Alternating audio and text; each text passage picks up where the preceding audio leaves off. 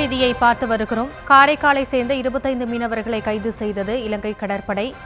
காரைநகர் கடல் எல்லை பகுதியில் மீன்பிடித்துக் கொண்டிருந்த போது கைது செய்யப்பட்டதாக அண்மை தகவல் கிடைக்கப்பட்டிருக்கிறது. தமிழ் மீனவர்கள் 25 பேர் கைது செய்யப்பட்டிருக்கிறார்கள். விவரங்களோடு இணைக்கிறார் நம்முடைய செய்தியாளர் பூபேஷ். பூபேஷ், முழு விவரங்களை வழங்கலாம்.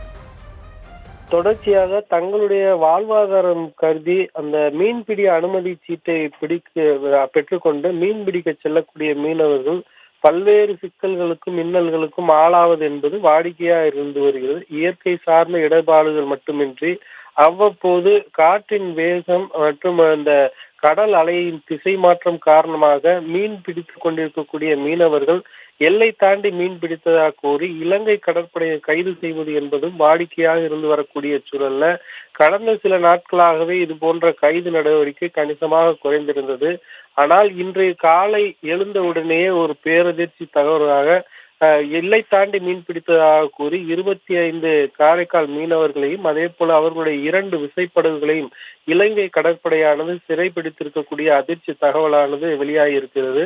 காரைக்கால் மீன்பிடி துறைமுகத்திலிருந்து மீன்பிடிப்பதற்கு மீன்பிடி அனுமதி சீட்டை பெற்றுக்கொண்டு காரைநகர் கடல் பகுதி எல்லையில் மீன் பிடித்துக் கொண்டிருந்த போது அந்த பகுதி வழியாக ரோந்து வந்த இலங்கை கடற்படையானது எல்லை தாண்டி மீன் பிடித்ததாக கூறி 2 விசைப்படகையும் அதிலிருந்த 25 மீனவர்களையும் கைது செய்து காங்கேசம் கடற்படை முகாமிற்கு அழைத்து சென்று அங்கு விசாரணை நடத்தப்பட்டு வருவதாக முதற்கட்ட தகவல் வெளியாகி இருக்கக்கூடிய சூழல்ல தொடர்ந்து மீனவர்கள் கைது செய்யப்படுவதன் காரணமாக மீனவர்கள் மத்தியில் கடும் கொந்தளிப்பை ஏற்படுத்தி இருக்கிறது.